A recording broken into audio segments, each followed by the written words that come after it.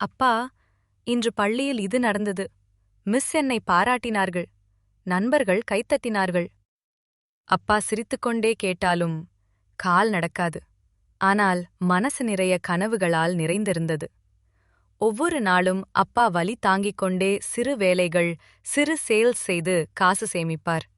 ஒரே காரணத்துக்காக, மீரா படிக்கணும். பலரும் சொன்னார்கள், படிப்ப நிறுத்துங்க, பாவம், உங்க நிலைமையில அது முடியாது. ஆனா அப்பா அமைதியாகச் சொன்னார், என் மகளுக்கு நான் வறுமையை கொடுக்க மாட்டேன்.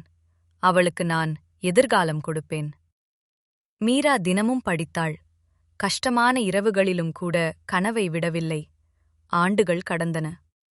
ஒருநாள் அதே மக்கள் அனைவரும் பார்த்துக் கொண்டிருக்கும்போது அப்பாவும் மீராவும் விமானத்தில் சேர்ந்து பயணம் செய்தார்கள்.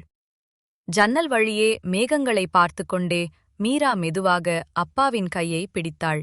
அவள் சொன்னாள், என் வெற்றிக்கு காரணம் நீங்கள்தான் அப்பா.